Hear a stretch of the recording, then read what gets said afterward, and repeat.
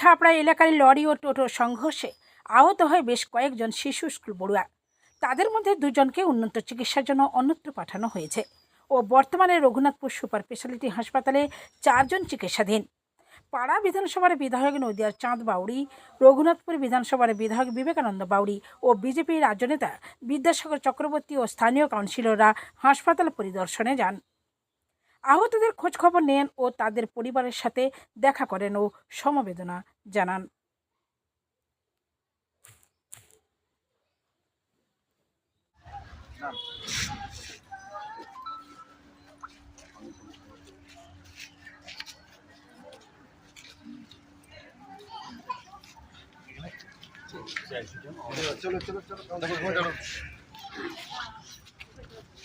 এই যে আপনারা রঘুনাথপুর সুপার হসপিটালে এসেছিলেন, এই বিষয়ে আপনার বক্তব্য।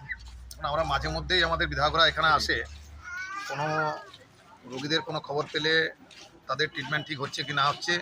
আমাদের রঘুনাথপুরের বিধায়ক সম্মানীয় আমাদের বিবেকানন্দ বাউরি মহাশয় এবং পাড়ার বিধায়ক আমাদের নদিয়াচাঁদ বাউরি, বাকি আমাদের এখানে কাউন্সিলর আছেন শুক্লা, সমস্ত নেতৃত্ব একটু খোঁজ পেলেই আমরা এখানে আসার চেষ্টা করি। সেই মোতাবেক আজকে আমরা হঠাৎ করে খবর পাই যে সকালবেলা স্কুল টাইমে টোটোতে করে বাচ্চারা স্কুলে আসছিল জৈন মন্দির ওখানে, ঝাপড়ার সংলগ্ন এলাকার সাঁকড়ার ওখানে, আনাড়া এবং ঝাপড়ার মধ্যখানে, সেখানে জৈন মন্দিরে স্কুলের বাচ্চারা টোটো চেপে আসছিল।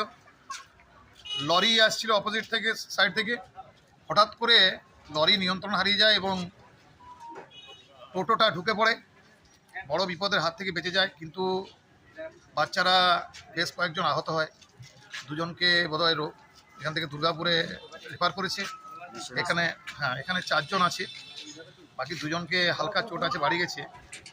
তো তাদের প্রত্যেকের মাথায় চোট আছে। আমি হসপিটাল কর্তৃপক্ষকে বলবো, আমার বিধায়করা বুঝছেন, যাতে এদের ট্রিটমেন্টটা ভালো করে হয় এবং সরকারিভাবে যতটা সহযোগিতা করা যায় সেটা যেমন ওনারা করেন। আমরাও পাশে আছি, ওনারাও পাশে থাকুন, কারণ বাচ্চাদের ব্যাপার এটা। আর মিশনে যারা গেছে তারাও ভগবানের স্বেচ্ছাতে ভালোভাবে আসুক। ছোটো ছোটো বাচ্চা, ভগবানের দূত তারা। বাকি আমরা সঙ্গে আছি এবং সমস্ত খোঁজখবর আমাদের বিধায়করা নেবেন, আমরাও নেব পাঠিয়ে।